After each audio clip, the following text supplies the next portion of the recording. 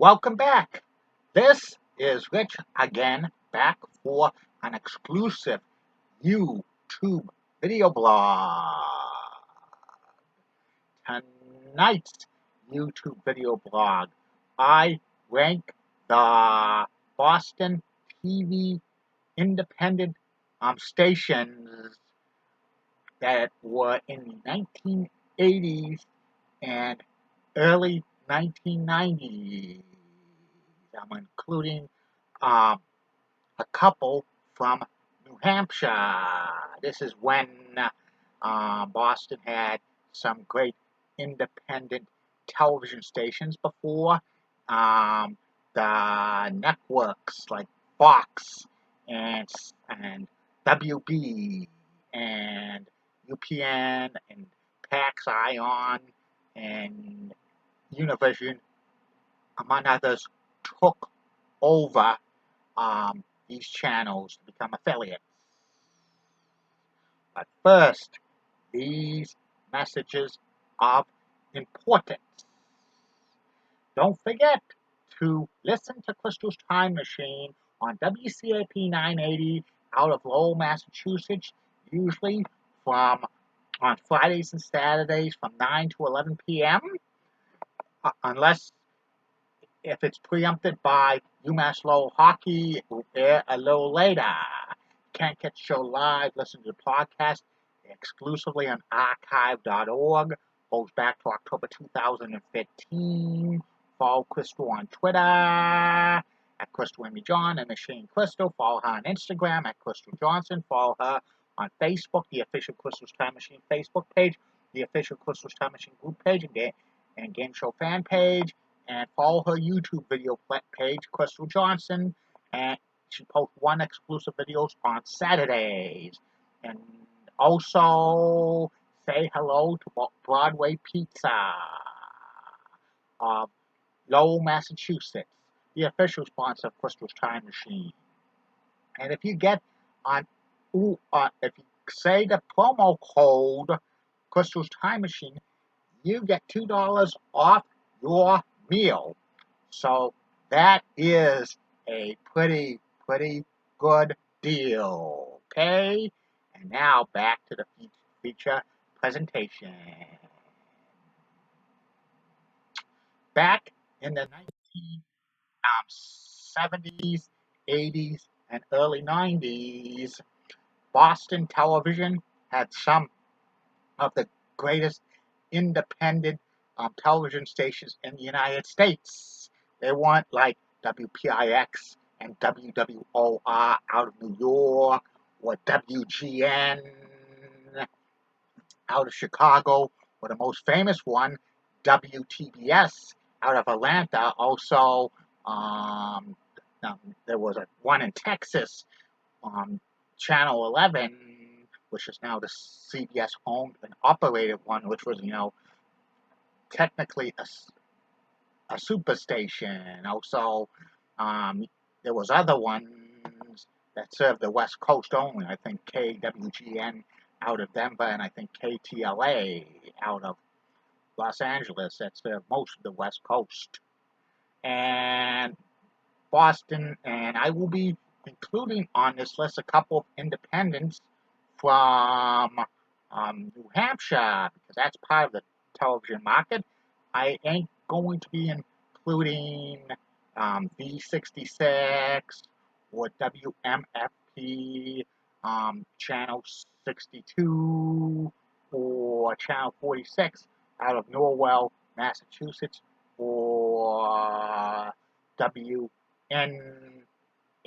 Channel 21 out of Concord, New Hampshire, because I didn't watch WNHT Channel 21 that much. So I'm ranking them from the worst one to the top one. And here it is. Number 7 on this list is WGOT Channel 60 out of Merrimack, Manchester, and Portsmouth, New Hampshire, the Golden Triangle of New Hampshire. This was an independent that came on the air in 1987, but it was kind of a low-budgeted television station, having reruns of Hawaii Five-O and Hogan's Heroes and WKRP in Cincinnati and Love Boat and I Spy. And they had like first run shows, Love Connection, People's Court, Studs, and they had some children's programming. I think most of the Hanna-Barbera cartoons, and also they had some local programming, including a local sports show. It's 10 o'clock news, and actually a prime movie. But WGOT wasn't around too long, as by 1995 it was bought by Bud Paxton, and it turned over to an infomercial / religious station for 3 years, and then became the PAX affiliate, Boston area. Eventually became paid programming after it left PAX, which they got on a stronger signal, and now it's Telemundo Boston. Number 6 on this list is WSMW and / WHLL channel 27 out of Worcester, Massachusetts. WSMW started in 1970 as the first full-powered first television station to serve Worcester, Massachusetts, central Massachusetts. Even though it was on the Boston television market, it did focus more on Worcester. Like first 10 years it was on the air, it mainly had shows that were, bottom of the barrel syndication, showing B movies and B television series. They couldn't get too many syndicated programming because of Boston. They had a nightly newscast. They had a bowling show. They had some Celtics games and Patriots preseason games, and a lot of Holy Cross football and basketball games. And by 1980, WSMW signed on the preview channel, which was like subscription TV, and eventually it went down to WSMW only airing 3.5 hours of programming a day, which was religious programming and children's programming. But by 1985, they dumped preview, the subscription channels, because people were stealing them, or like finding ways to scramble them. And WSMW then became WHLL, acquiring some decent programming, reruns of Dynasty, 8 is Enough, Love Boat, Barnaby Jones, and also having a lot of pro wrestling. They carried WWE, All-Star Wrestling, Wrestling Challenge, Wrestling Spotlight, NWA, Mid-Atlantic Championship Wrestling, WCW Pro, Championship Wrestling for Florida, Mid-South Wrestling / UWF, World Class Championship Wrestling, USWA, AWA Wrestling, and also Women's Glow and Women's of Wrestling. And also, like 1987, they started to carry some network programming of ABC, NBC, CBS, which was preempted by channels 4, 5, and 7, mainly game shows, talk shows, and soap operas. By like 92, WHLLs was mainly showing paid programming and lots of old movies. It briefly had a news program called 27 West, and the voice of WHLL in the 1980s and early 1990s was David Allen Boucher. By 1992, WHLL became the first full-powered Spanish station in the Boston area, first carrying in Telemundo. In 1993, it was rebranded as WUNI, the Univision affiliate of Boston. Number 5 on this list for great Boston independent television stations is WQTV slash WABU, Channel 68. QTV Channel 68 signed on the air in 1979, and it was a subscription-based television, mainly showing like Starcade and Star TV most of the day, and most of the programming, they didn't show local programming, independent ones, and also they show Financial News Network. And by 1983, they dropped subscription television and became a full-blown independent, showing a lot of comedies and dramas, including The Mary Tyler Moore Show, I Dream of Jeannie, Bob Newhart Show, The Honeymooners, crime dramas like Cannon, Kojak, Barnaby Jones, and Mannix, Star Trek, and they also showed a lot of preempted programming that channels 4, 5, and 7 didn't carry. Like lots of game shows and a lot of family programming, and also some like broker international programming. By 1987, WQTV Channel 68 was bought by the Christian Science Monitor, and most of the programming looked like Christian shows for Christian Science Monitor, like Today's Monitor, One Norway Street, Inner City Beats, Affairs of State, 50 years ago today, and Eldridge on Sports, among others. Classic television programming were put on in the late nights, early mornings, but they still had Airwolf, T.J. Hooker, Star Trek, Charlie's Angels, Policewoman, Twilight Zone, and for a time, from 1991, 1992, they were rebranded as the Monitor Channel for Boston, but Monitor Channel went off the air, and WQTV was bought by WABU Channel 68 by Boston University, and then they had like a decent amount of syndicated programming, plus they produced their own programs, including Adler Online, Consider This, Doctors, and they also carried Red Sox games and New England Revolution and college basketball and football games.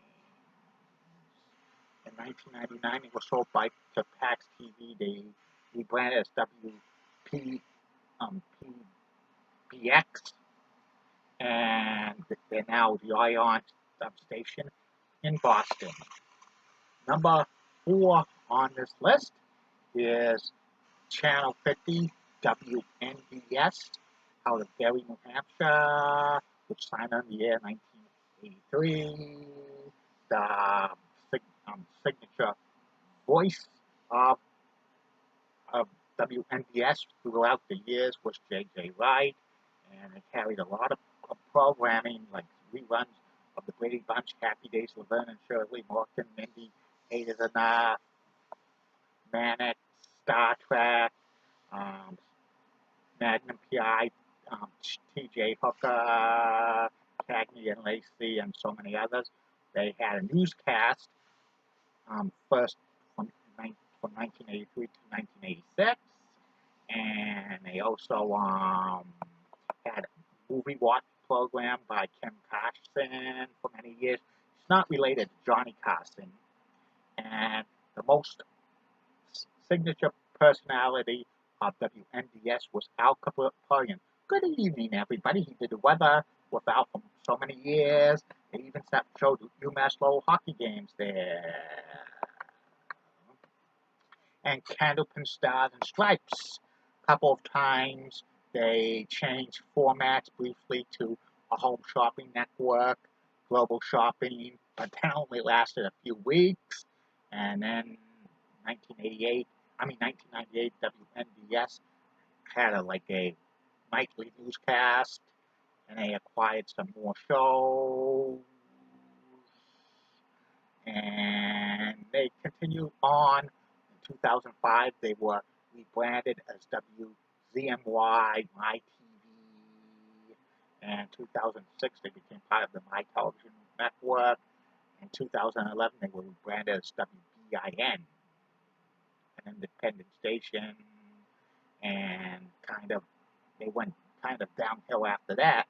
Now they're WWJE, which is True Crime Network.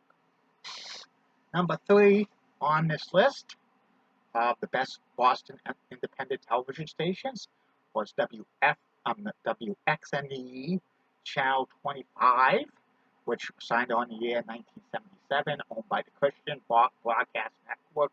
First, it was mostly religious programming and some reruns of Get Smart and Dragnet, Rockford Files, a lot of family programming. But eventually they phased out religious programming for more and more syndicated programming, reruns of sitcoms that were on the NBC network, like Different Strokes and Give Me a Break and Silver Spoons. They also showed Mork and Mindy, and also WKRP in Cincinnati, Buck Rogers in the 25th Century, the NBC Mystery Movies, Rockford Files, among others. They showed World Class Championship Wrestling,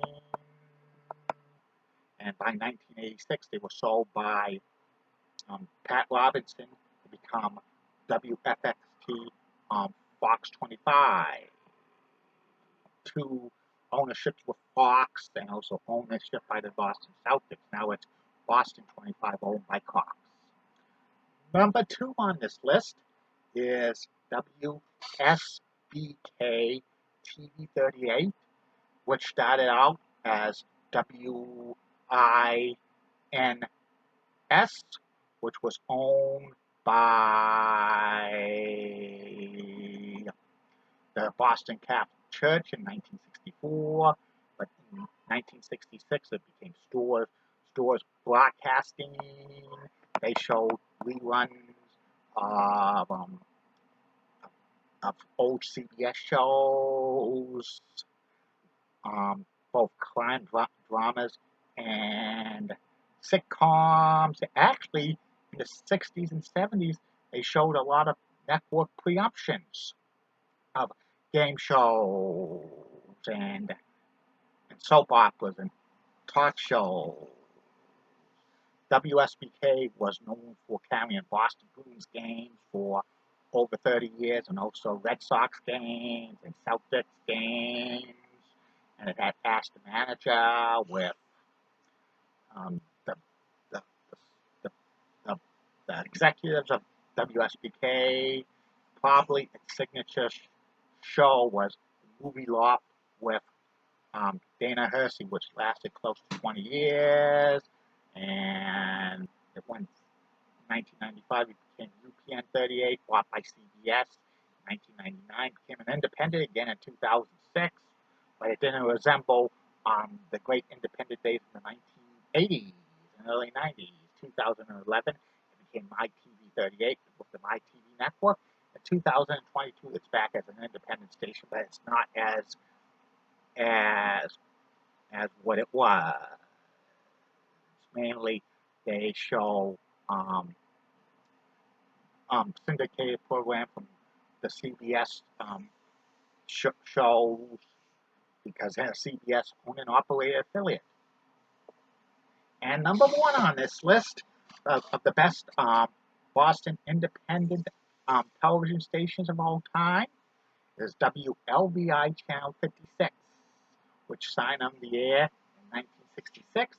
December 18th, as WKBG, a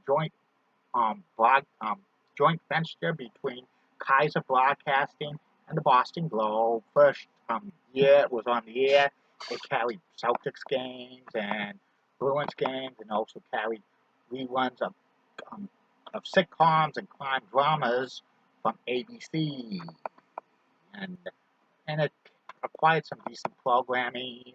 It became Boston's movie station, showing a lot of movies at night and on the weekends. 1974, they were rebranded as WLVI TV 56 because LVI is a Roman numeral for 56. They were known for kids programming, showing cartoons. At one time, they showed 8 hours of of cartoons throughout the day. That's a whole day, mornings and afternoons. And the kids' programming was voiced over by Dale Dorman, who was a famous Boston DJ for many, many years. It was also known as a creature feature double feature, color movies, Saturday afternoons, and it was the longtime home of WWE wrestling, first championship wrestling, and then WWE superstars of wrestling. I think they showed WWE from the late 60s into 1989. They tried to have a 10 p.m. newscast for 22 years. First, the main anchor was Jack Hines, and eventually it went from him to like Jeff Bond and Karen Malamella, and eventually to